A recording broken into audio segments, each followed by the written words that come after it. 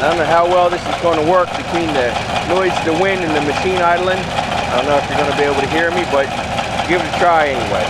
This is the D9D, first generation, built in 1957, third year of production. This is machine number 18A1214.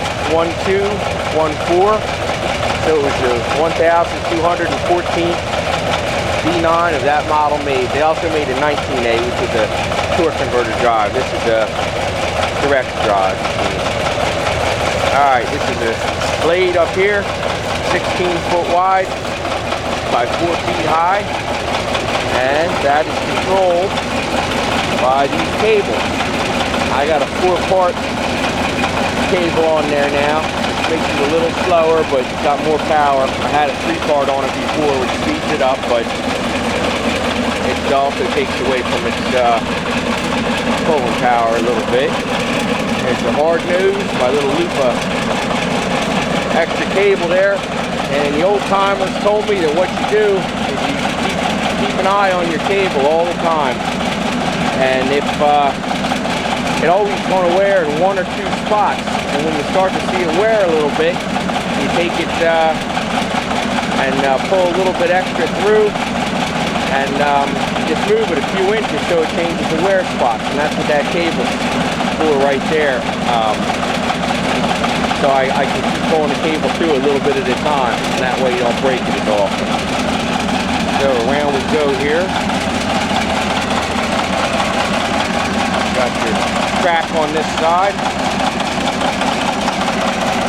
Your C-frame that the angle blade attaches to. Right here, this is adjustment for the blade tilt, actually. And a lot of folks think that this is hydraulic, but it's not. I wish it was, but it isn't. That's a little screw. Right here, you would pull this around and turn it, and that would cause that chrome ram to go in and out. You've got to get down off the machine to do it. Continue on here. Track carrier roller, another track carrier roller. Sprocket. Very worn out sprocket. The undercarriage on this machine is really shot right at the end of its useful life, but it still runs. Okay, let's go up here. We'll have the engine on this side. That's a D353 Caterpillar. It's a 6¼ inch bore by 8-inch stroke. Here's a displacement of 1,473 cubic inches. It's got a Garrett Air Research turbo on it. This is the first turbocharged machine ever produced by Caterpillar. Then you have an air intake. That goes to what they call a brake blower. And that, there's a blower right there that blows air through the brakes and steering clutch compartment of the machine to keep them cool.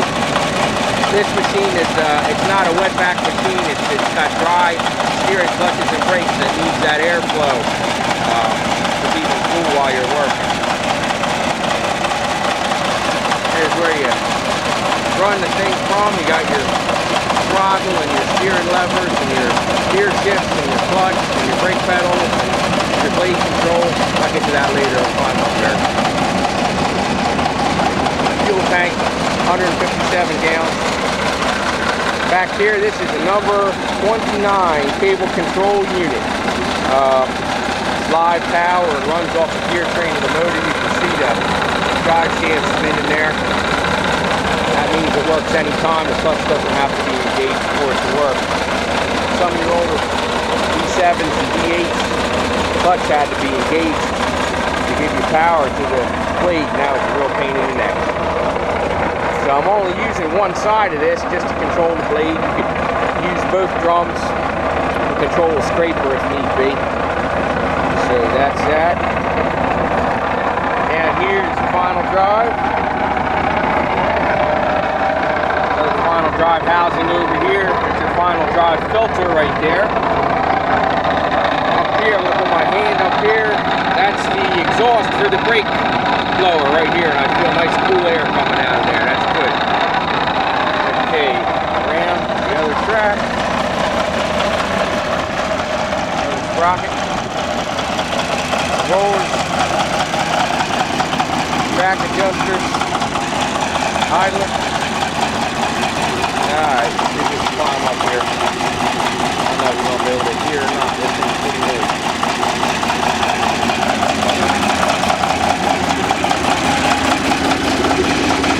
Alright, here we are.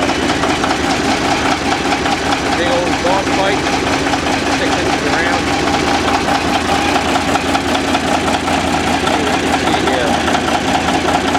Now my battery's down there. This machine used to be a Pony start, but we put a direct electric start in, and that Pony was not a real good design on this particular machine. They kept breaking the block on me, so I like Pony motors, but not the one that was on this one. Go back here now. Here's master clutch. Brake pedals right there. There they are. Gear and clutch levers. And below that, that's your gear shift pattern. There's your shift levers. One's forward, reverse. The other one controls the 6-speed to the transmission.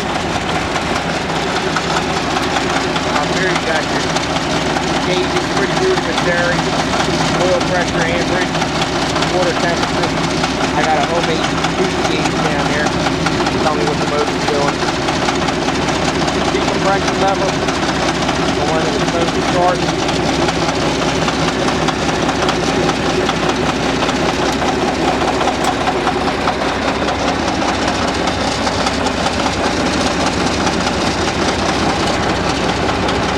That's about it.